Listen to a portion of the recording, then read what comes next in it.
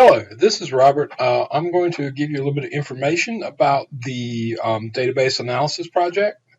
Should be posted. If not, I'll give you a quick overview. Basically, you're looking at two databases from different vendors, different publishers, different companies. And those two databases that you're looking at must be related to your graduate degree. The only condition is I'm going to take a look at Academic Search Complete here in a second. Don't do that one. So please do that. Do your thing. Again, you can see the assignment here, but you'll see it posted as well. Everything begins here at the library's homepage. So go here. If you've never bookmark it, if you've never been here, you can go to any UNCP page, go to Quick Links, go to the library, and you're here.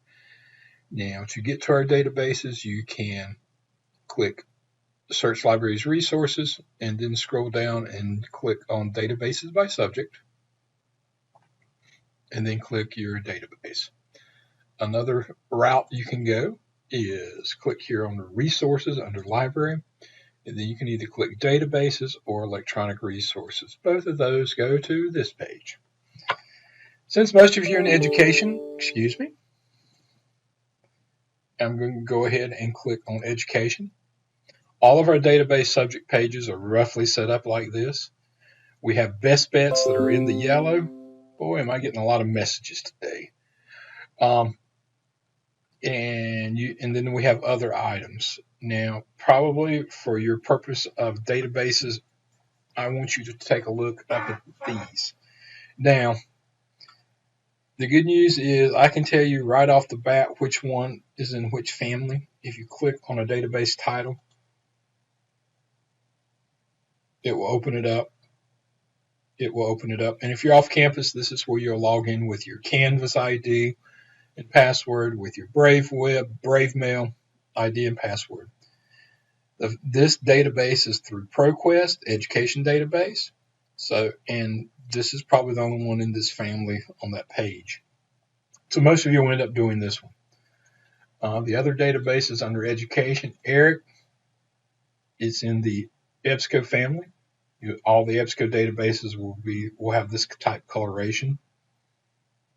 And actually, as you can see, most of our databases are in, for this subject, are in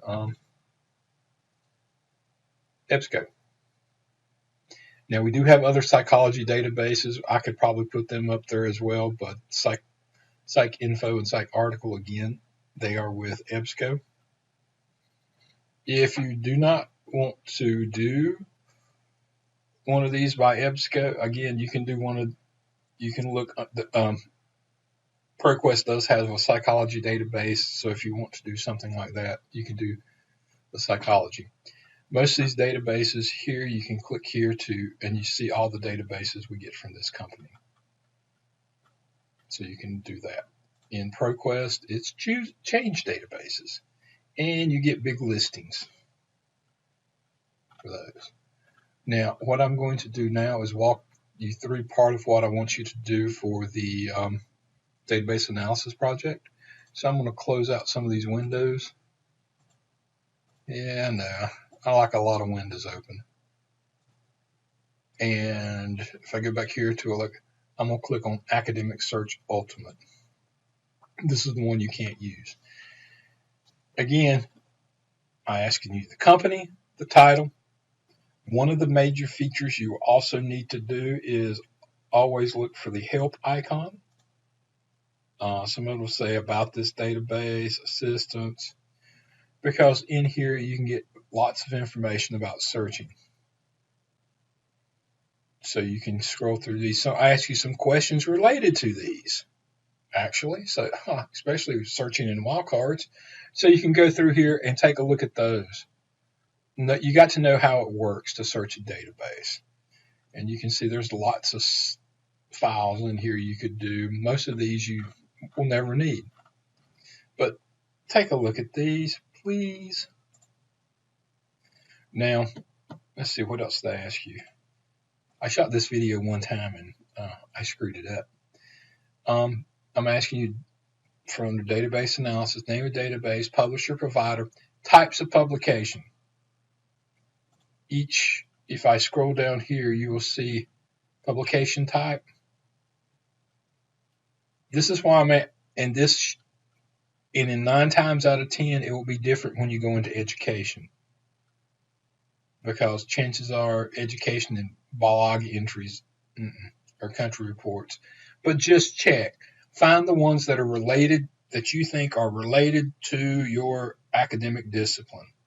In the same way with document types. Hopefully, advertisements not listed in an ERIC database or an Education Research Complete database.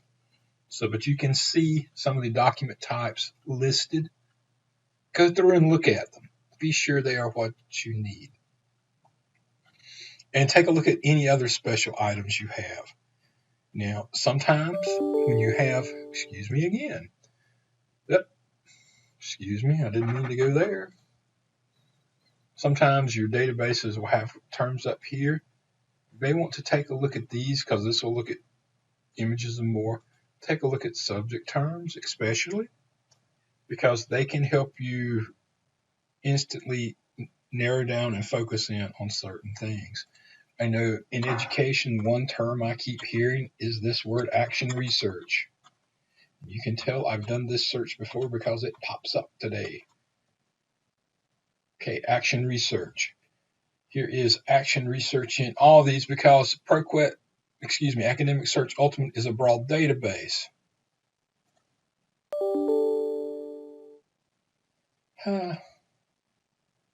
So, and again, I can click up here to add. Look what it did. It's doing my search for me here in my search. And if I want to add another term, now let me go back. Click search. I got those articles. Now if I want to add another term like culture, say I'm doing something in my class about culture, or you see the other alternatives, you can see I have my action research here. So you can find those pretty easily. But take a look and see what those type things do. See if there are any special limiters off of the advanced search page, what you can use. And I have several questions here for you to answer. Document types. Are there any special limiters that you want to use? What wildcards? That's help search tips. So the phrase searching is probably help search tips. And again, do some of the things change? You may have to look at something like ProQuest Central and Education Database, or ERIC and Academic Search Complete to do this. Also, I'm asking you to do a comparison between the two. Basically, run the same searches in both your databases. Tell me about the results.